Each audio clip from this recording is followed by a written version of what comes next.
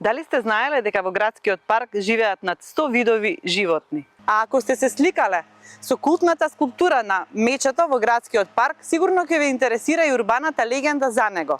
Според неа, мечето се буди ноќе и се дружи со останатите животни во паркот, со верверичките, ежињата и кртовите.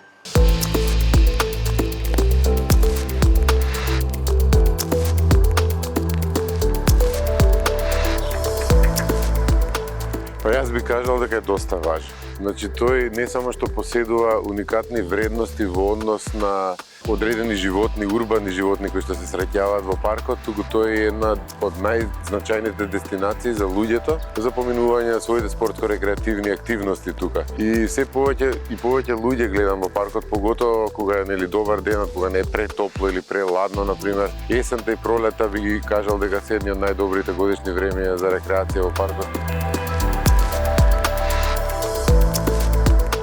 Сигурно има над 100 видови, така да овој парк представува едно стварно вистинска ризница и богатство на таа дендрофлора.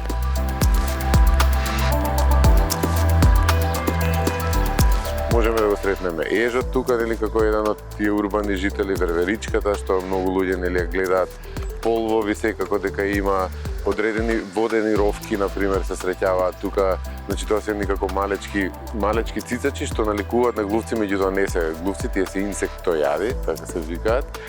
Лисицата не е чудно да се најде тука, крт, сум видел доста дупки од кртови тука.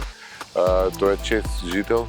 Јазовецот исто така може да се сретне, значи некои видови кои што се доста чести во урбани градски средини. Рибарчето, тоа е едно многу убаво пиле кое што лови рипчиња, кое што буквално шарено, кое што се нурнува и после излегува со обично со фатен плен. Зеленоногата барска кокошка е исто така интересен вид. Зелениот кукајдрвец кој што си прави гнезда во едно од многуте дрва што се среќаваат тука. Сиријазмата, тоа е едно жолто многу убаво пиле кое што исто така има многу убава песна. Да се чува паркот чист, тоа е една работа, да не се прави премногу бука, да не се вознемирува, поготово, например, за оние луѓе кои што џогираат, например, на сабајле, да бидат тивки, да не се пушта, например, гласна музика, затоа што сепак има доста птици кои што гнездат тука и за нив представува вознемирувањето.